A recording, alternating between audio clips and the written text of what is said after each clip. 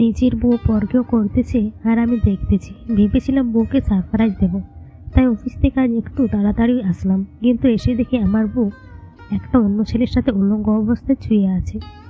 আমি অবশ্য ভিডিও করে রাখলাম, কারণ পরে ইতি আমার অশিক্ষান যাবে তাই। যাই হোক, ওরা এখন রমেশ করুক, আমি বাইরে থেকে একটু চা খেয়ে আসি। আমারও প্রায় 1 ঘন্টা পর বাসায় আসলাম। এসে দেখি বউ আমার সব কিছু ঠিকঠাক করে রেখেছে। কিছু বুঝতে দিলাম না। ইতি, আমার জানটা আজ এত তাড়াতাড়ি আসলো অফিস থেকে, কারণটা কি? হাসি, না তেমন কিছু না, আজ একটু তাড়াতাড়ি ছুটি হলো। ইতি, তোমাকে বলেছিলাম যখন অফিস থেকে আসবে তখন ফোন দিয়ে আসবে, আমি তোমার জন্য একটু নাস্তা তৈরি করবো।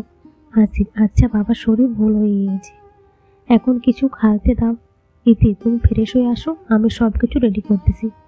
মেয়ে মানুষকে চেনা বড় দেয়, একটু আগে অন্য ছেলের সাথে পরকেও করলো আর এখন পুরো চেঞ্জ হলো।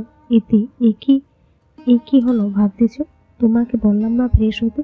হাসি, ঠিক আছে যাইতেছি। এইসব বলে হাসি ফ্রেশ হতে চলে যায়, কিন্তু ওয়াশরুমে গিয়ে দেখে একটা টি শার্ট পরে আছে, কিন্তু এটা তো আমার না। হাসি, ইতি, এই ইতি, এখানে এসো তো। ইতি, হয়েছেটা কি শুনি এমনভাবে ডাকতেছো, কি জানি কি হয়েছে? হাসি, এটা কার টি শার্ট আর এখানে কিভাবে এলো? ইতি কিছুক্ষণ চুপ থেকে বলতে শুরু করে।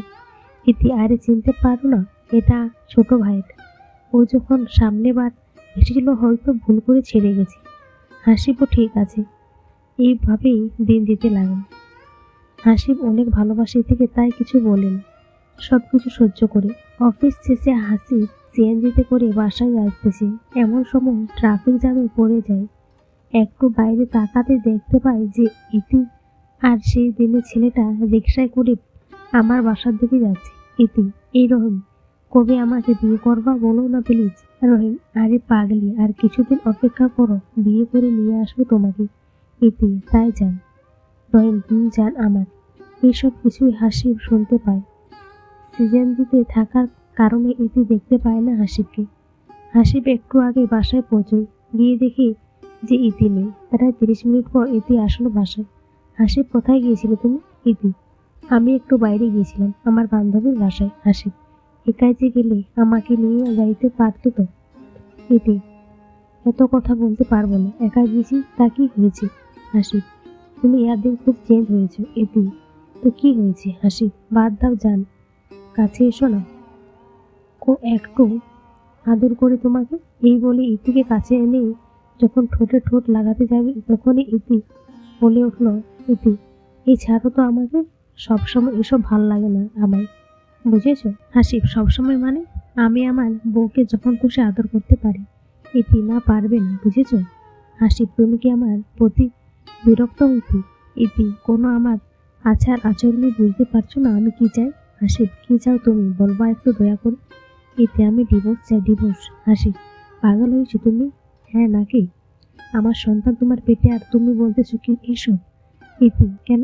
বাচ্চা নষ্ট করবো আর কোনো সমস্যা হবে না। এই কথা শোনার পর হাসিব তার ঠিক থাকতে পারে না, তাই ঠাস ঠাস করে থাপড় লাগিয়ে দেয়। হাসিব, আর যেন কখনো শুনি না তুই ডিভোর্স কথা বলতেছিস। ইতি, একবার কোনো 1000বার বলবো আমি। হাসিব, ভালো হবে না, এটা মনে রাখিস।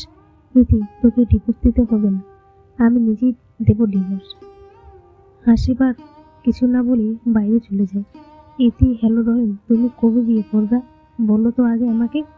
রাহিম, আরে এত পাগল হচ্ছ কেন? ইতি, আমার স্বামী সবকিছু জেনে গেছে, তাই কি আমি ডিভোর্স দিয়ে তোমাকে বিয়ে করব? রহিম, ওকে ঠিক আছে, সমস্যা নেই, আর 1 মাস পর বিয়ে করব দুজনে। ইতি, ঠিক আছে রহিম। ইতি, আচ্ছা ঠিক আছে, ভালো থেকো, যান।